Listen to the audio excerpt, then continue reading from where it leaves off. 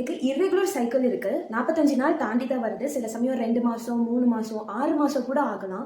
நானும் சோஷியல் மீடியால இருக்கிற எல்லா ஹோம் ரெமெடிஸ் எல்லாத்தையும் நான் ட்ரை பண்ணி பார்த்துட்டேன். ஹெர்ப்ஸ்லாம் எடுத்துக்கிட்டேன். ஒர்க் அவுட் பண்ணேன். கார்ப்ஸ் குறைச்சேன். என்ன ஒரு ஹோம் ரெமெடி பண்ணாலும் எனக்கு 2 மாசம் வருது. அதுக்கப்புறம் வரல அப்படிங்கும்போது, this video is for you.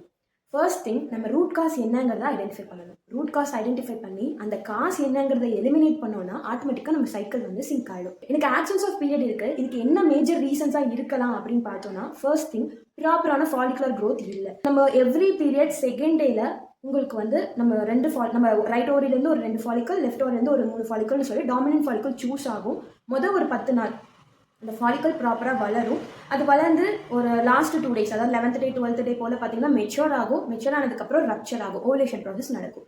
So இந்த வளர்ற இந்த ஃபாலிகுலர் ஃபேஸில் இருக்கிற அந்த ஃபாலிக்கல் வளராமல் எங்கேயாவது ஸ்டாக்னன்ட் ஆகுது அப்படின்னா you will be getting delayed period.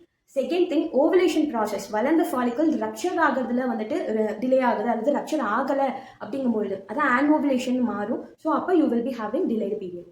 ப்ரொஜெஸ்ட்ரானோட அளவு நம்ம பாடியில் ஆஃப்டர் ஓவலேஷன் நம்மளுக்கு குறைவாக இருக்கும்போது எண்டோமெட்ரியம் ஃப்ளஃபியாக மாறாது. So that you won't get the bleeding.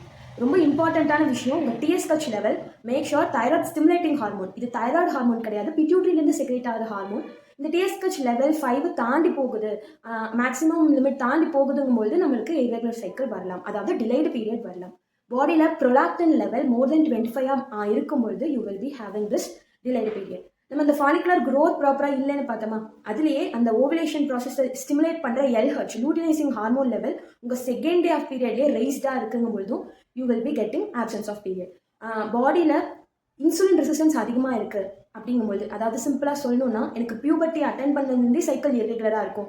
அது 12th வரைக்கும் எனக்கு நார்மலாக வந்தது, அதுக்கப்புறம் கொஞ்சம் ஸ்ட்ரெஸ்டாக இருந்தது, அதை தொடர்ந்து எனக்கு வந்து சைக்கிள் இர்ரெகுலர் ஆகுது அப்படிங்கும்போது பாடியில் இன்சுலின் ரெசிஸ்டன்ஸ் இருக்கலாம். பேரண்ட் யாருக்காவது டயபெட்டிஸ் இருக்குது, அல்லது தாத்தா பாட்டி, உங்கள் சொந்த தாத்தா பாட்டி யாருக்காவது டயபெட்டிஸ் இருக்குன்னா, so you will be getting insulin resistance. So நம்ம அந்த இன்சுலின் ரெசிஸ்டன்ஸை சென்சிடைஸ் பண்ணுறது மூலிமா நம்ம ரூட் காஸை அட்ரஸ் பண்ணுறோம்.